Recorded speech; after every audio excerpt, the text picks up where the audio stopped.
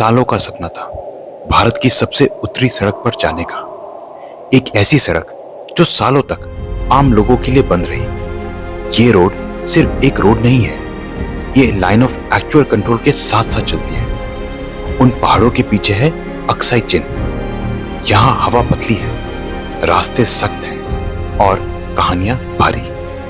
इस बार मौका मिला, लेकिन पोस्ट 56 पर आर्मी ने हमें रोक दिया। 2 बजे थे, 3 बजे तक गलवान छोड़ना जरूरी था और हम समय से पीछे थे। तो क्या भारत की सबसे यूनिक और रेस्ट्रिक्टेड रोड पर जाने का मेरा सालों का सपना यहीं खत्म हो गया?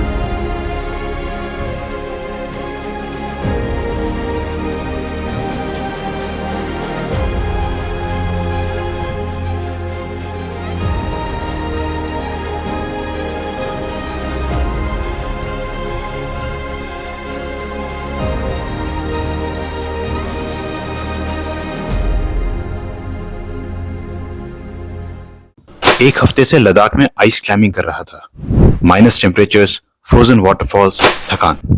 फिर अचानक खबर मिली, इस बार एक मौका है भारत की सबसे उत्तरी सड़क पर जाने का। जल्दी से लास्ट मिनट शॉपिंग की, कुछ एसेंशियल्स उठाए और अगले ही दिन निकल पड़ा अपने सफर पर। लद्दाख में डिसीजंस तेज लेने पड़ते हैं। वेदर बदलता है, परमिशंस बदलती हैं और मौके बार बार नहीं मिलते। तो मेरे लेफ्ट में है ले मनाली हाईवे या NH3 एंड ये फ्लो कर रही है सिंधु नदी जो आती है तिब्बत से। एंड मेरे पीछे है खूबसूरत स्टकना मोनेस्ट्री।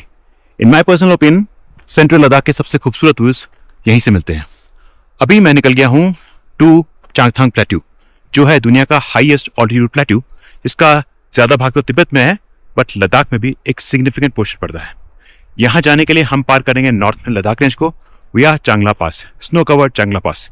तो चलते हैं टुवर्ड्स चांगथांग प्लेट्यू। तो सिंधु नदी एंड स्टकना मोनेस्ट्री को क्रॉस करके हम पहुंच गए हैं कारू का विलेज। यहाँ से हम ले मनाली हाईवे को छोड़ेंगे, जो कि यहाँ से राइट को जा रहा है, एंड हम सीधा जाएंगे towards Changla pass, also known as the Pangong lake road. तो चलते हैं आगे। यहाँ से ऑल्टीट्यूड तेजी से बढ़ने लगता है। इस समय सर्दियों में यहाँ हड्डी गलाने वाली ठंडी हवाएं चलती हैं, जो हर किलोमीटर ऊपर चढ़ते हुए पतली होने लगती हैं। 17,000 फीट तक पहुंचते पहुंचते ऑक्सीजन लगभग 40% तक कम हो जाती है। यहाँ आपको याद आता है कि हिमालय सिर्फ देखने के लिए नहीं होते।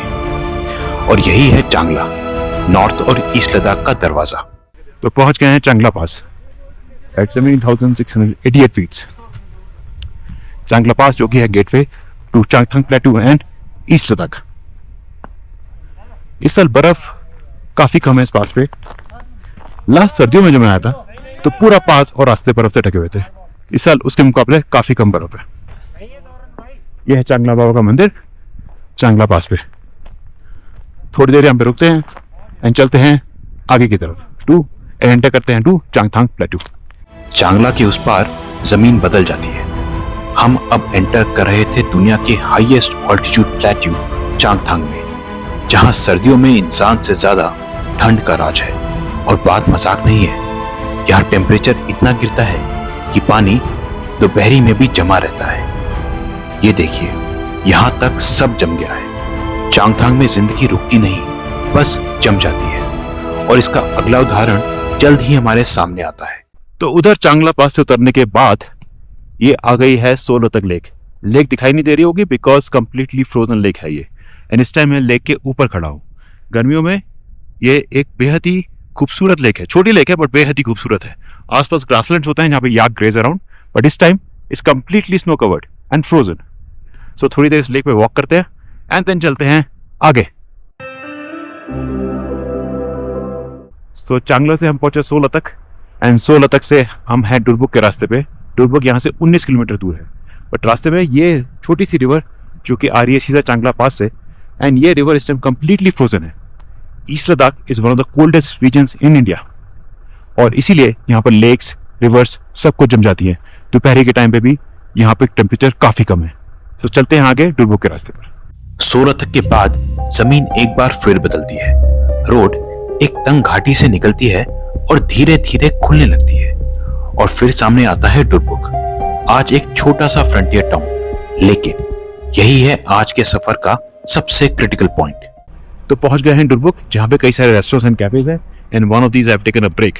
डुरबुक वैसे ज्योग्राफिकली एक बहुत ही इंपॉर्टेंट पॉइंट है, बिकॉज यहाँ पर 5 मेजर रोड्स आके मिलती है, जिनमें 3 रोड्स आ रही हैं नॉर्थ लद्दाख से।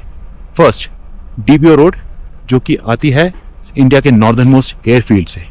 सेकंड रोड जो कि आती है सियाचिन बेस कैंप से। और तीसरी रोड जो कि एलओसी से होते हुए थांग विलेज से होते हुए आके यहाँ पे आके मिलती है। ये तीनों रोड्स यहाँ पे आके मिल रही हैं लेह से आ रही रोड से, जो कि है वो जो हमने ली है, और ये वाली रोड जो कि आती है ईस्ट लद्दाख से।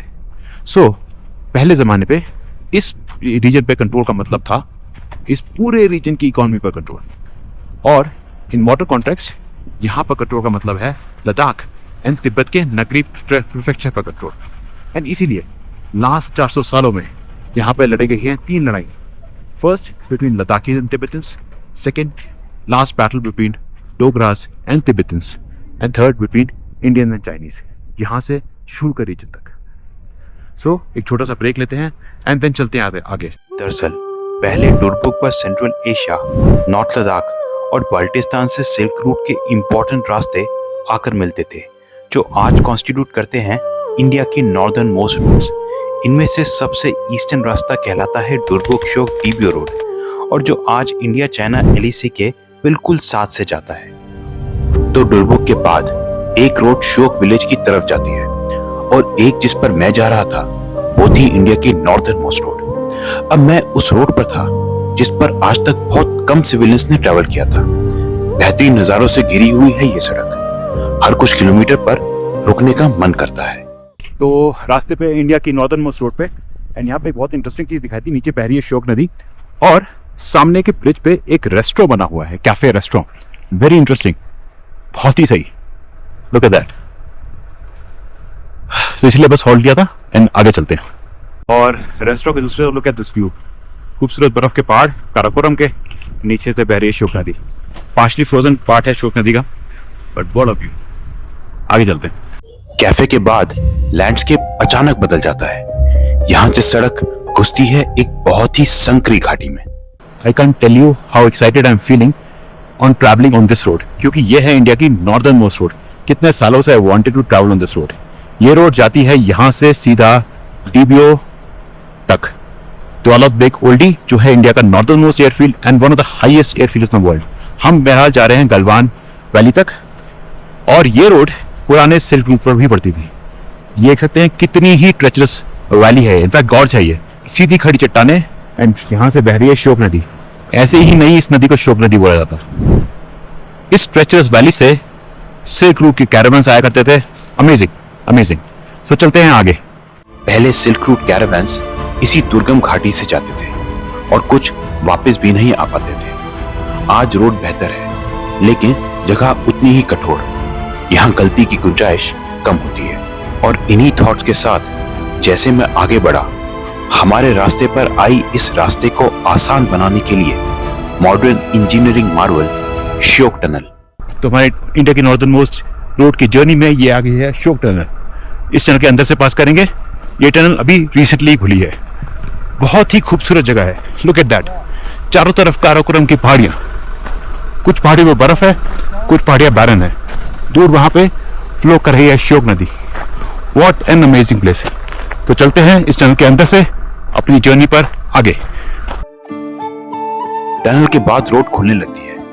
लैंडस्केप बदल रहा था, और साथ ही बदल रहा था मेरा मूड भी। सच कहूं तो उस वक्त ऐसा लग रहा था कि सफर बिल्कुल परफेक्ट चल रहा है। हर मोड़ पर नए नजारे मिल रहे थे, और मुझे लगने लगा था कि शायद सब ठीक रहेगा। अमेजिंग टेरेन है इंडिया की नॉर्दर्न मोस्ट रोड का। काराकोरम की पहाड़ियों से घिरी हुई श्योक नदी के किनारे ये रोड जा रही है। एंशिएंट सिल्क रूट भी यहीं से जाया करता था। और यह है माइलस्टोन हमारे रास्ते का, डीबीओ दौलत बेग ओल्डी का एयरफील्ड 205 किलोमीटर। दौलत बेग ओल्डी का एयरफील्ड इंडिया का नॉर्दर्न मोस्ट एयरफील्ड, और इंडिया का वर्ल्ड का one of the highest airfield. यहाँ से 205 किलोमीटर दूर है। तो चलते हैं आगे। लेकिन फ्रंटियर पर सर्टेनिटी नाम की कोई चीज नहीं होती। और फिर आया पोस्ट 56। 2 बज चुके थे और रूल सिंपल था, which I was not aware of. 3 बजे तक गलवान छोड़ना जरूरी था और हम समय से पीछे थे। इसका मतलब आज यहीं तक। सालों से जहां जाने का इंतजार था वो सिर्फ कुछ किलोमीटर दूर रह गया था। पर रूल्स आर रूल्स, तो हमने गाड़ी मोड़ दी। पर फिर सोचा कल दोबारा आने की, और इसीलिए लेह वापस जाने की बजाय डुरबुक से मैंने डिसाइड किया कि सर्दियों में कंप्लीटली फ्रोजन पैंगोंग लेक की तरफ जाने का। एंड इसीलिए डुरबुक से पहुंचा टांगस्टे। तो डुरबुक के बाद ये है टांगस्टे। हमारे पैंगोंग लेक के रास्ते पर एक मेजर पॉइंट टांगस्टे। यहाँ पर जो टांगस्टे वैली है वो बिल्कुल खत्म हो जाती है उस पहाड़ पे, जो सामने पहाड़ माउंटेन देख रहे हैं वहां पे बिल्कुल कन्वर्ज करती है वैली। और उसके बाद अगेन इस पहाड़ के पीछे से वैली वाइड होना शुरू होती है अगेन, धीरे धीरे करके। एंड यहाँ पे एक छोटा सा ब्रेक लेते हैं एंड देन चलते हैं to our destination of Pangong lake. Tangste से आगे ये वैली एक बार फिर खुलती है with mountain peaks on either side. And यहाँ से करीब 20 किलोमीटर आगे आता है हमारा एक स्टॉप ओवर पॉइंट ऑफ मुगलिब। मुगलिब से आगे ये टेरेन काफी सूनी हो जाता है। पूरे टेरेन को देखकर काफी एविडेंट होता है कि इस पूरे रीजन में पहले पैंगोंग लेक का विस्तार रहा होगा, जो यहाँ से होता हुआ टांगस्टे या इवन डुरबुक तक जाता होगा। और पैंगोंग लेक के आसपास जो शेल्स मिले हैं उससे भी ये डिड्यूस किया जा सकता है कि ये लेक पहले या तो एक फ्रेश वाटर लेक रही होगी या इवन मोर लाइकली एक नदी रही होगी, जो कि यहाँ से होती हुई अल्टीमेटली शोक रिवर में जाकर मिलती होगी। वैसे पैंगोंग लेक का लिटरल मतलब होता है lake of the great hollow. And इस लेक में पानी आता है from rains, melting of snow from the surrounding hills and कुछ स्मॉल रिवर्स जो इसमें आकर गिरती है। पर सिंस अब इस लेक का कोई आउटलेट चैनल नहीं है तो ये लेक वाटर लूज करती है मेनली थ्रू इवेपोरेशन। इससे पानी तो चला जाता है पर बच जाता है salt, making this lake over the thousands of years a salt water lake. Muglib से थोड़ा आगे आता है एक माउंटेन पास सुरतोकला, जहां से हमें पहली बार दिखाई देती है first look of the Pangong lake from here. Surtokla cross करने के करीब 2 किलोमीटर बाद आता है इस लेक का स्टार्टिंग पॉइंट सुरतोक, जहां से एक रोड जाती है अलोंग द फर्स्ट रिवर जो इस लेक में आकर गिरती है लुंगपा नागपो और मूव करती है along the eastern side of the lake till LAC with China. And जिस पर आता है इस लेक का पहला गांव लुकुंगबी। हम मीनवाइल स्टार्ट करते हैं one of the most incredible drives along this beautiful lake. ये ड्राइव होती है इस लेक की वेस्ट साइड पर, जहां काफी समतल भूमि है unlike on the eastern side of the lake, और इसीलिए इस साइड पर ही इस लेक के ज्यादातर गांव भी पड़ते हैं जो हमारे रास्ते पर स्पामिक के विलेज से आना शुरू हो जाते हैं एंड जिनमें से आता है हमारा भी आज का stop over point. Okay, so ladies and gentlemen, presenting you the completely frozen Pangong lake. पूरी तरह से जमी हुई पैंगोंग लेक। 5 महीने पहले it was completely blue और अभी पूरी तरह से जमी हुई है। वेरी टूरिस्टी प्लेस, काफी भीड़ होती है यहाँ पे। एंड इस टाइम यहाँ पर कोई भी नहीं है। No one, absolutely no one around. Whole lake to myself. Wow, amazing experience, amazing feeling. Pangong lake completely frozen, सारा खाली है, देख सकते हैं सब कुछ। एंड बाय द वे यहां पर सीरियसली काफी ठंड है, काफी ज्यादा। पता नहीं कितना टेम्परेचर होगा, बट मैं चेक करके आया था, मिनिमम टेम्परेचर रात को -22 -23 होने वाला है। एंड इस टाइम काफी ज्यादा ठंड फील हो रही है, but amazing feeling to see this lake completely frozen. Wow man, wow, what a place in winters. This is winter wonderland of Ladakh. दरअसल पैंगोंग लेक घिरी हुई है पैंगोंग रेंज से, जो काराकोरम रेंज की ही ऑफशूट मानी जाती है। एंड इस लेक में 2 पॉइंट्स ऐसे भी हैं जहां ये लेक इन माउंटेन्स की ही वजह से बहुत नैरो हो जाती है। एंड इसी बेसिस पर पैंगोंग लेक को 3 ब्रॉड पार्ट्स में डिवाइड किया जा सकता है। वेस्ट से स्टार्ट करें तो पहले है पैंगोंग सो, मिडिल सेक्शन सोनियाक और ईस्टर्न सेक्शन सोरम। तो ये राइट में है मेरा गेस्ट हाउस आज का पैंगोंग लेक पे। सामने कुछ खूबसूरत पैंगोंग रेंज की पहाड़ियाँ, जो कि काराकोरम रेंज की एक्सटेंशन है। ये लेफ्ट में है रूम मेरा आज रात के लिए, एंड सामने the beautiful Pangong lake. Sunset almost हो ही चुका है, बट क्या ही खूबसूरत लग रही है लेक अभी भी। इट्स क्रेजी कोल्ड हेयर, हवा भी चल रही है थोड़ी थोड़ी, एक्चुअली थोड़ी सी ज्यादा ही चल रही है। रात को टेम्परेचर -22 से -23 की फोरकास्ट है। इस टाइम पता नहीं कितना हो रहा है, अब -13 -14 नो कितना हो रहा है, बट इट्स प्रीटी कोल्ड है और खूबसूरत जगह है। But what a great experience, what a great experience living here along the Pangong Lake in the winters of Ladakh. Amazing experience. तो अभी रूम में वापस चलते हैं। तो ये है मेरा रूम पैंगोंग लेक में अंदर से। pretty cozy रूम है actually, decent and warm room. Toilet साथ में ही है, बट -22 डिग्री टेम्परेचर होगा यहाँ पे रात को, और दिन दोपहर में भी -10 -8 -10 रहता है। तो कुछ इश्यूज हैं टॉयलेट के साथ which are to be expected, no need to state them. बाकी हीटिंग का सिस्टम यहाँ पे ये है कि ये इस चीज को वुड से जलाया हुआ है। उसकी फ्यूम्स यहाँ से इस पाइप से बाहर निकलती हैं, एंड इसके ऊपर रखा हुआ है एक वाटर का यूटेंसिल। सो वाटर बॉयल हो रहा है एंड हीट इस पाइप से और वाटर के थ्रू आ रही है, बट ये फ्यूम्स की वजह से ये रात को नहीं जलेगा। सो रात को बिना हीटिंग के सोना पड़ेगा, बट यहाँ पर अच्छे खासे ब्लैंकेट्स दिए हुए हैं, so it should be pretty comfortable. Even though the temperature will go down to -22. So yeah, that's it for now. अगर हिम्मत हुई और स्टार्स दिखे रात को तो I'll go out and take some pictures. Otherwise, see you in the morning. So ladies and gentlemen, a very good morning. I'm presenting you the mighty and very beautiful frozen Pangong Lake. The entire lake is for myself, which is an amazing feeling. And इस time मैं lake पे walk कर पा रहा हूँ। सर्दियों में उसको ऑब्वियसली शोर से देखना पड़ता है। What a beautiful beautiful place. And अब मैं निकल रहा हूँ on India's northernmost road, जो कनेक्ट करती है इंडिया के northern most airfield and one of the highest airfields in the world, Daulat Beg Oldi को मेनलैंड इंडिया से। जिसके जस्ट आगे आता है द माइटी काराकोरम पास। यहाँ पे हम जाएंगे गलवान वैली की तक, जहाँ पे in 2020 there was a battle between Indian and Chinese forces and we lost 20 of our brave man. तो चलते हैं on India's northernmost road. तो आज फिर एक बार अपने कल के रास्ते को रिट्रेस किया और पहुंचा पोस्ट 56, जिसको इस बार बिना किसी प्रॉब्लम के क्रॉस कर लिया एंड फाइनली कंटिन्यू करी इंडिया की नॉर्दर्न मोस्ट रोड पर अपनी आगे की जर्नी। यहां से गलवान है 64 किलोमीटर्स। तो इंडिया की नॉर्दर्न मोस्ट रोड पे चल रहे हैं और यहाँ पे देख सकते हैं शोक नदी के साथ साथ जा रहे हैं। शोक नदी इस एरिया में पूरी तरह से जमी हुई है। यहाँ पे दोपहर में भी टेम्परेचर काफी माइनस में रहता है, काफी डीप माइनस में, और रात को तो बहुत ही ज्यादा। तो शोक नदी उधर पूरी जमी हुई है शोक नदी, एंड इस ब्रिज के ऊपर से आगे पास करेंगे to our destination of Galwan valley for today. So चलते हैं आगे की तरफ।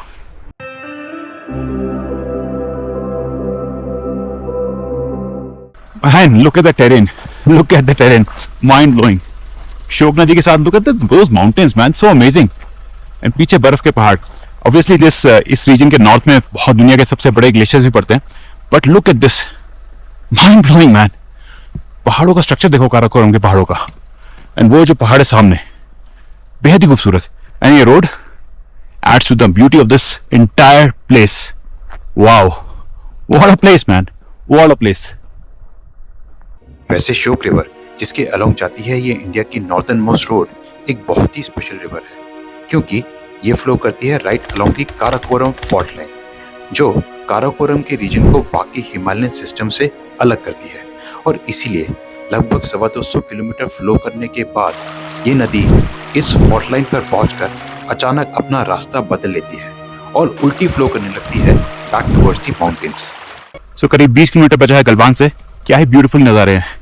ओपन प्लेट्यू, सामने बर्फ के काराकोरम के पहाड़, ब्यूटीफुल प्लेस, सो एक्साइटिंग। चलते हैं आगे टुवर्ड्स गलवान। पोस्ट 56 के बाद शोक वैली काफी खुलने लगती है और इसीलिए except for some intermediate patches ये रास्ता भी काफी ब्रॉड होने लगता है, जिस पर ड्राइविंग इज अ ब्रीज और नजारे बेहद ही खूबसूरत, जिन पर चलते चलते पता ही नहीं चलता कि कब मैं गलवान के बेहद ही करीब पहुंच गया। तो यहाँ पे इस टाइम दोपहर में भी सर्दी का आलम यह है कि रिवर इज फ्रोजन।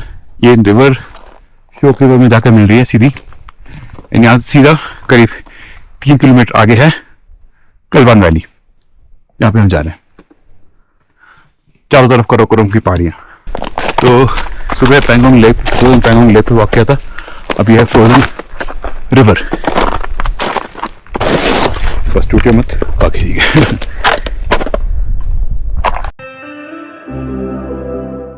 तो LAC के कितने पास है इसका आइडिया मैं आपको देता हूँ। ये जो पहाड़ी है, इस पहाड़ी के जस्ट पीछे है चाइना की पोस्ट। तो ये पहाड़ी act as a border between India and China. Karakoram की पहाड़ियाँ, सीधा गलवान का रास्ता, बस 2 किलोमीटर यहाँ से। और इसके बाद जल्द ही आ जाती है ये गलवान की पोस्ट, जिसके साथ ही है हमारे 20 मार्टियर्स को श्रद्धांजलि देता हुआ गलवान वॉर मेमोरियल, जो बना है ठीक गलवान वैली के सामने, जहां ये ब्रूटल क्लैश हुआ था between Indian and Chinese soldiers. कितनी खूबसूरत जगह है, काराकोरम के पहाड़ों से घिरी हुई, जहां से पास करती है इंडिया की नॉर्दर्न मोस्ट रोड। तो यहाँ पे खत्म करते अपनी विजिट को। गलवान मेमोरियल के अंदर फोटोग्राफी अलाउड नहीं थी, but it was a remarkable experience seeing that place from my own eyes. और स्पेशली ये जगह जो कि कितनी खूबसूरत है और बहुत यूनिक है, जहाँ से एक समय पर एंशिएंट सिल्क कैरावान भी पास किया करते थे। तो फाइनली अगले एडवेंचर के लिए थोड़े दिनों के बाद फिर मिलेंगे अगले एडवेंचर पर। तब तक के लिए बाय बाय।